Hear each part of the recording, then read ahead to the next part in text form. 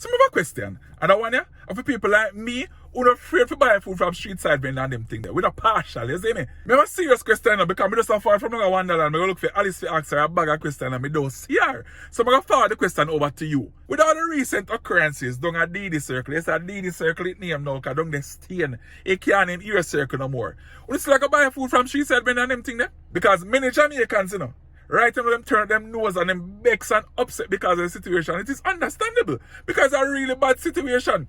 But we just want to find out if we still like buy food from the street side vendors and them thing there. Because I'm making you know right now, you see me, many are street vendors, many are roadside vendors have rescued my life from starvation, you know. All the time you out there dead off, you know. And a little soap, a little box food, a little jerk, a little this, a little that, a little juice, bless up my stomach. I never wonder if them wash them, man. How would them do before? How would the food prepare? I just know say my stomach full, I bless it and I go about my business. If they should open back DD Circle, we're not going to buy food and them thing there, or we're not going to work with the grandparents and them say, want to kill you, fatten you, and what you don't know can't hurt you.